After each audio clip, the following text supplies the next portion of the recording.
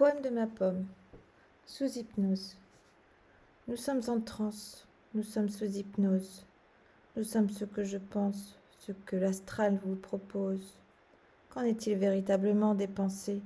Sont-elles vraiment de moi, de nous, ou bien d'une banque de données?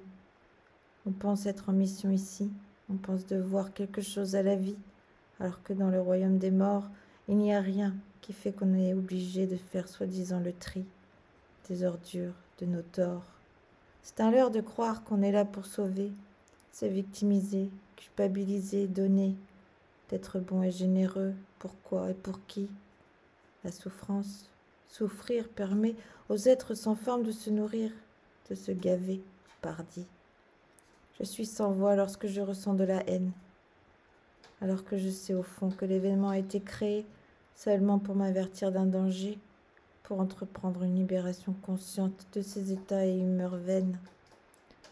Je me suis fait leurrer, à venir jouer au chat et à la souris, à traîner dans les tunnels soi-disant lumineux, à voir défiler une vie, 2 vies, 8000 vies, devant moi pour parfaire le plan d'un autre, le teigneux.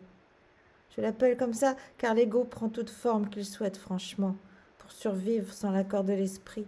Il craint, il faute, il ment, il dément. Il n'est autre que l'oubli. Se recentrer sur ce que je suis, au fond une étincelle de vie, me propulse vers des plans bien plus grands, où l'intelligence réelle se faufile et apporte la solution instantanément. Alors n'oublions jamais notre joie de vouloir et devenir libre de cette prison, en regardant en soi toute condition, pour être comme ci, pour être comme ça. Chaque fois qu'il est dit qu'on est ici pour profiter, attendons-nous à payer. Chaque fois qu'il est dit qu'on est ici pour évoluer, attendons-nous à tomber. Chaque fois qu'il est dit qu'on est ici à expérimenter, attendons-nous à vous sentir manipulés. Soyons rapides dans nos réponses et décisions, sans penser, interpréter ce bon nous semble par choix. L'esprit saura se placer au-delà, en dessous, tout près en soi de nous, devant celui qui résonne encore et qui façonne son monde par ses actions. Alors, craignez qui, au fond, si ce n'est nous-mêmes, si ce n'est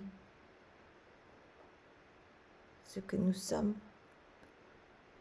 des êtres morts, vivants, qui progressent vers l'éternel présent.